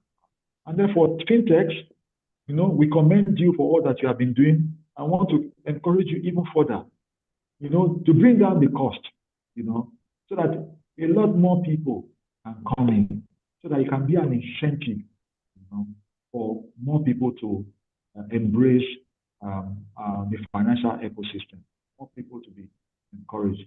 Help us to develop more and more solutions that have the capability of offline transaction solution, you know, so that even when there's no internet, you know, transaction solution can stay through. And so for corporates, you know, invest in financial literacy program, as you have always been doing. It can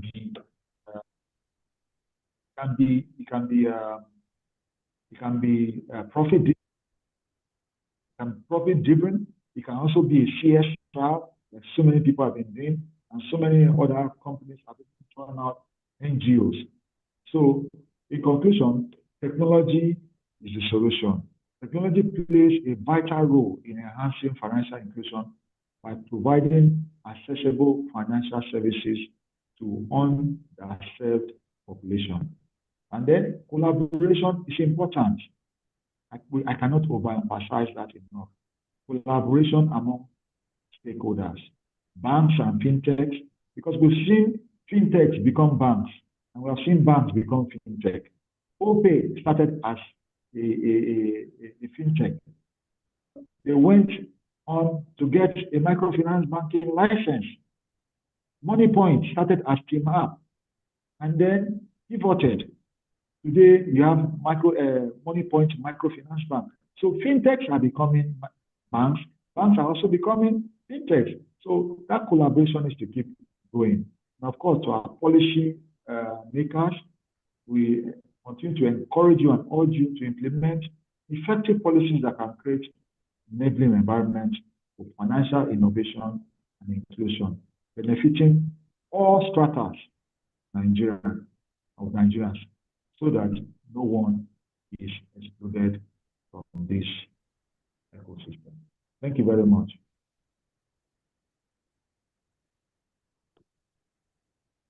Yes. Yeah, thank you, Mr. Ayo, for that wonderful presentation. So deliberately, I keep him to be the last speaker, and I think I've achieved my aim, because I know that because I know you very well. If I've given you the first slot, probably by now we'll still be on the second speaker. And then two, I know that you will always come from another angle, because just like you rightly said, the first two speakers, of course, probably they must have, of course, the issue being the last speaker is always that, of course, probably is a topic that is confined. So, you know, so many people would have said, a lot. So you just come around and just gloss around. But coming from another angle, to totally coming from the microfinance side, and then giving us some statistics, as really open up that discussion. And then one thing from all of this, of course, as part of our takeaway, when it is time for that takeaway, is that we need to do more. We need to do more than what we are currently doing. And then all speakers, they've talked about AI, and then in my head, I'm already thinking about the next topic. So there is need for us to break it down. This AI, okay, how can we explore it for financial inclusion, so that we have 2 hours of fintech and AI. So let's look at that. So thank you so much for that wonderful presentation. So I'll give everyone here the opportunity to ask questions. If you want to unmute yourself and ask a question, you have the floor now. Unmute and ask a question. But before that, there are some questions that is already in the chat box here. And I think the first question here has to do with blockchain. Say, how can blockchain effectively reduce transaction costs? We cannot run away from the fact that cost of doing transaction in Nigeria is high. I was telling one of my boys yesterday, I want to pay for, I want to do a transfer. He transferred money to me. I pay 50 naira for collecting 10,000 naira from him. So if I have to spend that 10,000 or send it to somebody else, I'll pay 10 naira 25 kobo as the charge. So at the end of the day, from the 10 naira, from the 10,000 naira that has been sent to me, about 70 naira will be taken away from it. And this money goes to either the bank or the government. So the issue of cost, we cannot run away from it. So how can blockchain effectively reduce the transaction cost compared to compared to the traditional financial system? So I think this question, I will let Samuel to take this question, and then probably Mr. Jackson can now add his own thought to it. So Samuel.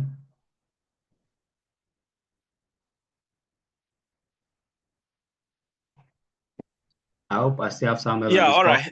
Thank you very much. Please, can you hear me? Yes, I can hear you. Okay. The question said, how is blockchain, right? How is blockchain reducing transaction costs compared to traditional finance system, right? Yeah. Is that correct? That's correct. Okay. So your traditional financial system actually has a bank, right, that takes commission for each transaction that you make through them. All right. And when you are changing one currency to the other, like you are you are changing dollar to naira, the exchange cost, exchanging that dollar to naira, there is a friction there, right? So the banks who make that transaction take a commission. In blockchain, the entire banking system is eliminated. Like the banking is eliminated. You don't need a third party to help you convert one currency to the other. All right. No bank is in between to take commission for your transaction. So there is no intermediaries. So the transaction is usually peer-to-peer transaction. And digital asset, blockchain assets is universal. If it's Bitcoin, Ethereum, it's Bitcoin in Nigeria, it is Bitcoin in Australia, the same value in Nigeria, the same value anywhere in the world. So it's not like you are transferring Naira to a dollar economy or something like that anymore. So that makes the transaction very, very low, right? And then if you are doing cross-border fee, you know there is cross-border fees when you are transacting money from one country to the other and all that. So your bank actually takes those fees, charge you for those fees for those transactions. In blockchain, there is nothing like that. So that is why blockchain that's how blockchain reduces the high cost of transaction. Okay, thank you so much. Do we have any contribution from Mr. Jackson, just to add to what Samuel has said?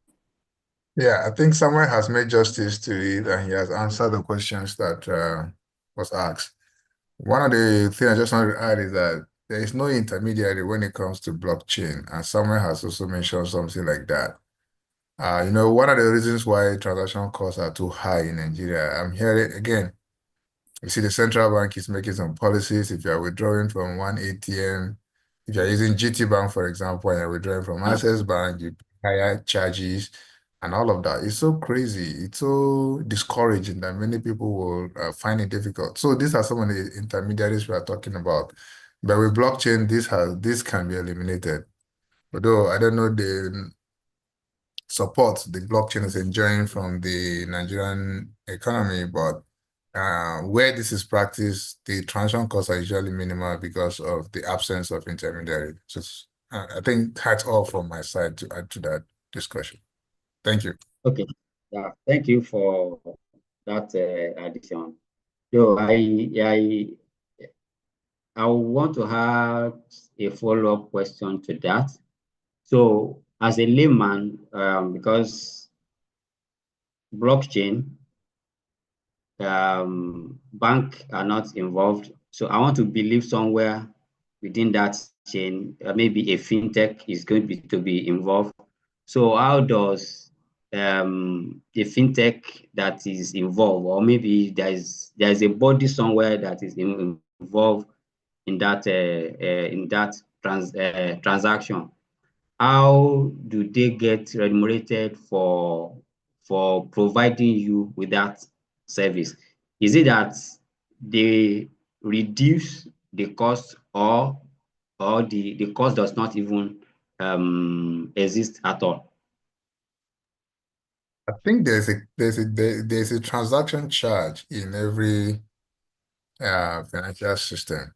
The blockchain has, I think they have their own transaction charge, but it's not as because of the elimination of it's most times peer-to-peer and all those kind of exchange platforms. So the transaction costs are very, very minimal. And maybe Mr. Ayo, who is an expert in the field, can add to it, but that's my understanding. Yeah. Okay, thank you very much, Mr. Jackson. It simply follows the simple economic model in distribution. The longer the channel of distribution, the more expensive it is. So for banking transaction, there are several parties to it. Some is 4 parties, some is 3 parties, some is even up to 10 parties. And as money moves from one party to another, each party is entitled to a fee. But with blockchain, essentially the only party is the platform owner, who is able to bring together the sender and the receiver. There's no intermediary. And so the platform owner simply just charge whatever fee. In most cases, they are very small, as an incentive for growth of that platform. That is what happens. Thank you. Okay. Thank you very much for that addition. So there's a question there. From the data that I shared at the beginning, there are more people moving from the rural area to the urban, but at the same time, we still have about 28 point something million people in the rural area.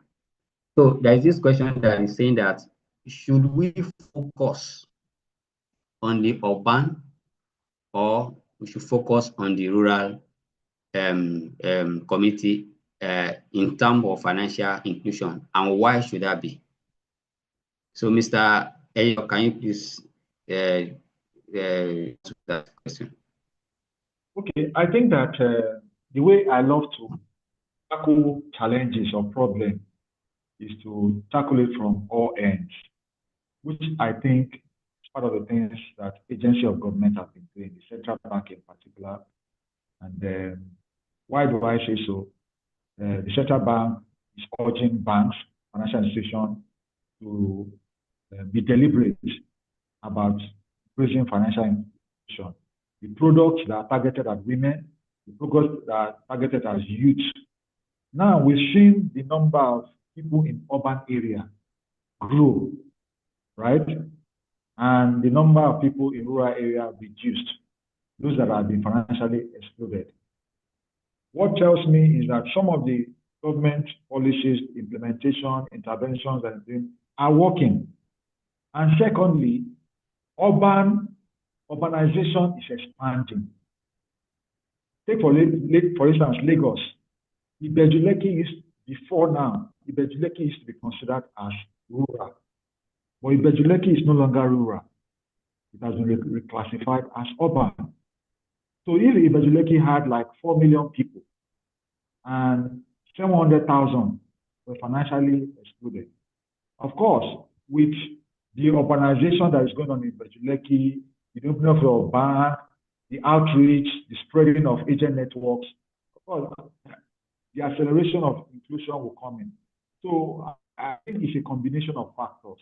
You know, the real work is being done in the sense that more people are being added.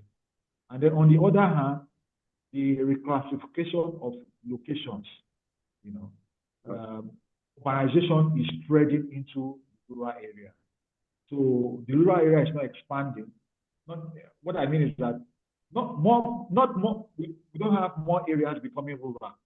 Rather, we are becoming more areas becoming urban. If you understand what I mean. Okay, thank you. I think I get that. Okay, thank you for that response. I don't know if anybody still has any addition to that, Mr. Jackson. I think Eyo has done justice to that. Let's not overflow the issue. That's fine. Okay. So most of us, we talk about the issue of trust. And then there's a question here that has to do with trust, which I think it will have to do with trust. Most before now, we take our money to bank. Of course, we are seeing brick and mortar, and then can say, yes, this is a bank. So to an extent, I'm seeing somebody, I'm giving that person a cash and is giving me a receipt. To an extent, I'm trusting that person. But you know, but now that we are moving away from that, because banks are not building branches again. So they are doing a digital expansion, maybe have an ATM somewhere, or maybe have a probably robot somewhere, you know, talking to people, and then all of that. So how do we match? How do we create a balance between trust and me not seeing a physical human being? So the question is that, can a financial inclusion succeed without the brick and mortar back branches? It's open, anybody can take it.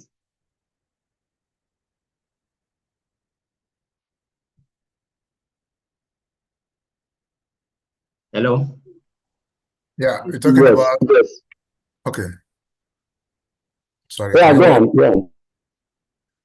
talking about how financial education programs can be made accessible to the rural areas. Is that the question correct?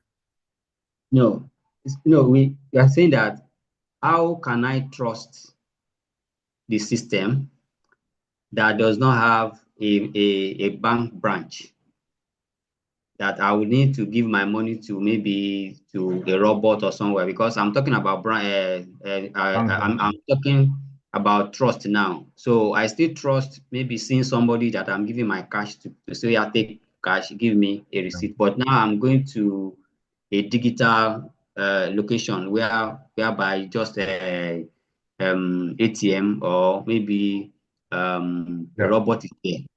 Okay. So how do I create balance between that and the trust? Okay. I will share a personal experience. We are currently following up with one of the major banks in Nigeria because my organization will do a large volume of transactions. And in one of in one of our transactions, they debited us in bulk. Say, for example, we are uploading for beneficiaries of up to 100 or 200 persons. They debited us in bulk, debited us with bank charges. You know, when you're transferring in between banks, like from GT to Zenith, you incur interbank charges. And for one reason or the other, there was a network issue from the bank end, and the transaction failed. It didn't get to the beneficiaries. They didn't return our money back. And after 24 hours or 48 hours, and we started making some noise, the bank returned the transaction value. Say, for example, the total value was 5 million. Then the charges was about, let's say like about 3,000. They only returned the transaction value and didn't return the charges. And then I wrote to their Cisco or their complaint unit. I said, look, we initiated the transaction. You debited us, including the bank charges. Now there is a reversal. You have only reversed the principal amount. What happens to the bank charges? Mr. Kazin, this is up to about 3 months now. The bank has refused to return our charges. So this is where the issue of trust comes in. The system is not even reliable, because it's a shame that in our part of the world we still grasp with internet banking failure for big banks. I'm not talking about even microfinance bank. I'm talking about big banks. The top banks in the country, we bank with them and all of that. So imagine where you have to interface. We called our account officer, who we are seeing physically, interface with the account officer, make some noise in the brand. Do you know what they told us? That is a system, it's a system error, and they are working on it. And I was like, in the same society, these guys are supposed to be either put behind the bars or out of the system. So what I'm saying is that imagine the kind of frustration someone like us or people like us are going through, having to deal with the physical bank, not to talk of where there is no physical branch at all. You have nobody to complain to, and then the systems are not reliable. So these are some of the problems that we face in the system. And one of the ways we can do this is to engage with the policymakers, engage with these banks, engage with them, and try to find out. Sometimes there are a lot of, for example, the banks have their email. On Monday, I was trying to book a flight on Ibom Air, and some reason or the other, it didn't go through. My account was debited, and there was no refund. I immediately sent an email to the customer unit of the bank complaining to them. Do you know that even as at now, even an acknowledgement of that email was not given? So it's very difficult to marry the issue of trust. And then the way the things work here can be a bit embarrassing. So in our system, I don't think we are ripe enough to do non-bank bank non-bank kind of non-branch kind of banking, since even with the bankings, even the one that has a physical branch, you go in and lay your complaint, you don't get a solution. So it's a serious issue. So we need to understand, we also need to build the capacities of the consumers, which are like the customers now, to understand that some of these things, there are channels you can use to address issues like this, but where the people who are responsible for giving you express services, such as the customer care unit, the complaint unit, are not even proactive enough, it becomes a lot of problems. So the only way I feel is that there should be a constant engagement, and the banks should also improve on their systems as much as possible. In developed societies, the customer is the king. But somehow in our society, the bankers look at us as if we are begging them. Even though you have your money in the bank, you go and they're shouting on you. So these are things that discourages people from even getting into the banking net. That's my little contribution. Okay, thank you. That is more than little. Thank you so much for that contribution, and it is well taken. And I'm very sure that 90% of people on this call would understand the people to just painted. So our time is fast spent. We have barely about 5 minutes more. So I will still, I think I saw somebody's hand up there the other time. I hope the person will still like to talk. Philip Ayeni, I saw your hand up. I don't know if you still have a contribution. Yeah, just a quick one to that question. I think it is possible, talking about the trust. I'll just mention three things which I want us to ponder on. The first one is regulation and insurance, which is part of what the previous speaker mentioned. So I think if this platform, digital platform of banking, is properly regulated by the appropriate financial authorities in Nigeria, I think we shouldn't be having a problem with that. For example, for me, I haven't been banking any banking hall for about 4 years now. I don't think I've stepped my foot in a banking hall. So I've been able to do transactions where I'm fine. He was right, talking about the conditions of Nigeria and all that. So, I mean, that being said, regulation and insurance. Then the other one is transparency. So to the person that asked that question, I think a trustworthy digital banking should be transparent about fees, interest rates, and terms of services. So try to read the reviews and check the ratings on the independent platform to understand other customers' experiences. Then the third one I will mention is users' experience, which is very, very important. So the platform, you can try any platform yourself to assess the usability. A well-designed user interface can often indicate the bank's commitment to customer satisfaction. So if all these things are met, I think we shouldn't be having a problem with the trust. But above all, I think regulation and insurance should be the principal thing. So I think that's where government comes in. If all these platforms are, adequately regulated, then we shouldn't be having that trust problem. Thank you. Okay, thank you so much, Philip, for that contribution. In fact, I have a question here that borders on insurance, because insurance is one of product of social lender, but because of time, I might not be able to take that question right now. So I will yield floor for Mr. Moody. Is the CEO, that's the Chief Operating Officer of Social Lender. I think he's still on this call, if I am not mistaken. Mr. Moody? Yeah, I'm here. We are here. Yeah, I'm here. Okay, so just give us your remark, because we have about 5 minutes to the end of this session. All right.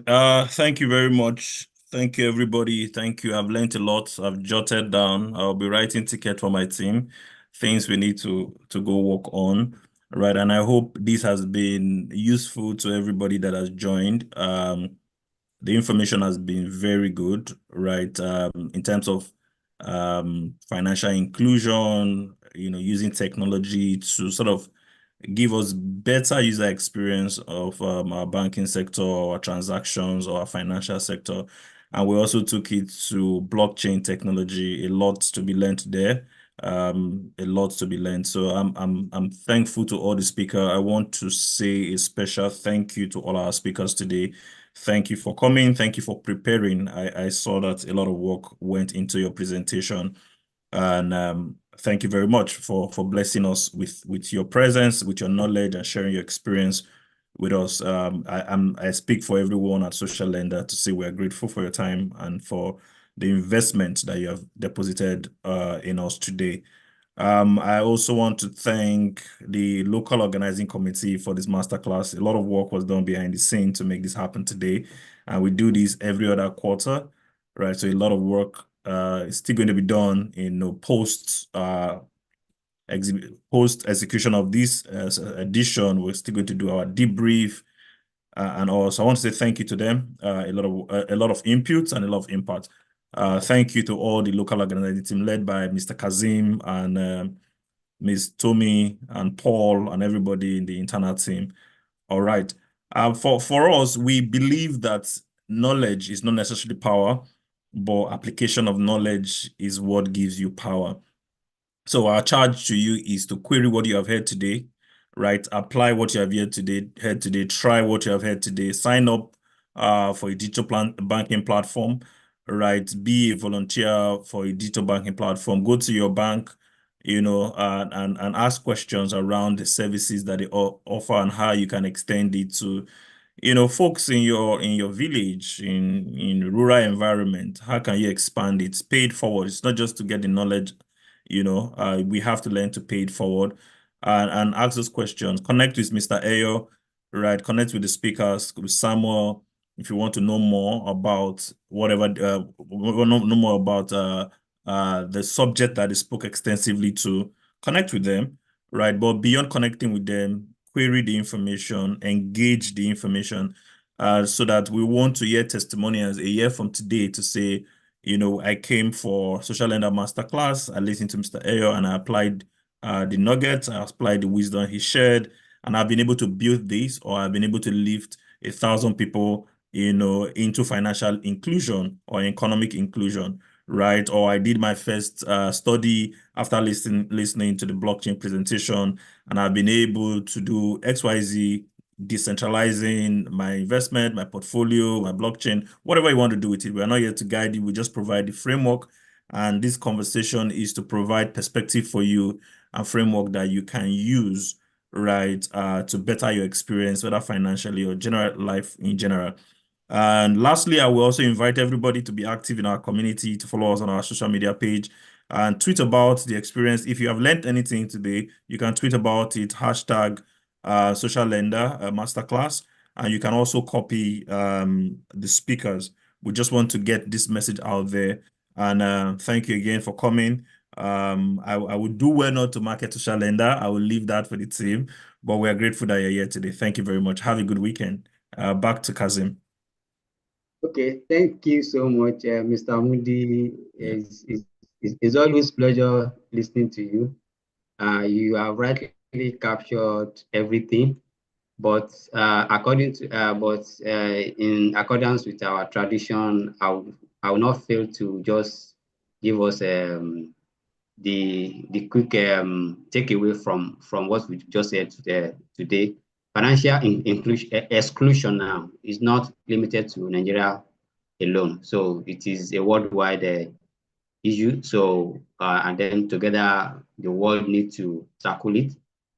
And then financial inclusion goes beyond access and the technology. We need to be talking about support, security, trust, cost, and all of that. Of course, we cannot ignore contribution of the fintech companies in the improving the financial inclusion. So they can still do more while we are still going to be banking on our traditional banks for the direction. And then interestingly too, we need to focus on the younger generation. Infrastructure is a big issue. Network, seamless transaction these are issues that needs to be looked into. I think AI, we said so much about AI, and then AI has come to stay, and then we need to really explore this. AI is a catalyst, is a game changer, is this, is that. So we need to look deep. And then to blockchain too has its own effect. So, and then there is need for us to look at practical solutions. Let's move away from theory. Let's look at at the policy direction, the practical solutions, and then of course there are NFIS implementation, how well are we doing in that aspect? And then in financial inclusion, women leads the way because most times they are excluded. So, most time it's the men that wants to open an account. If you need money, you go to your husband, or go to your brother. But this time around, we need to be talking to more women about this. And then on that note, I think we have come to the end of today's masterclass, and I want to thank everybody, the speakers, Mr. Jackson, Mr. Ejo, and Mr. Samuel Ekele for their wonderful presentation. And like I said, can you please share a copy of your slide with us? We want to have it as part of our archive. Please let's do well to share that with us. And then, of course, our next masterclass will come in June.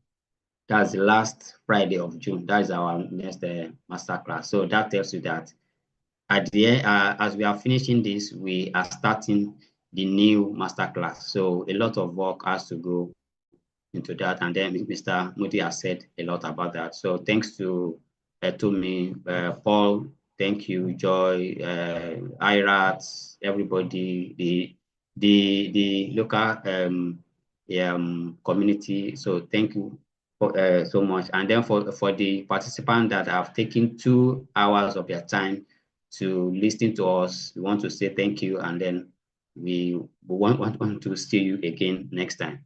So thank you so much for being there.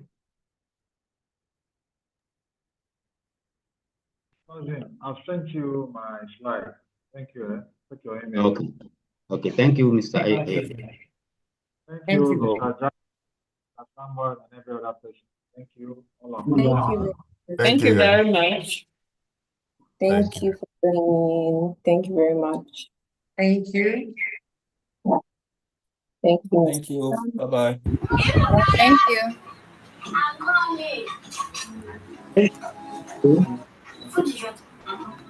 How did you cook it? Was you at first? I was just wondering what was watching this.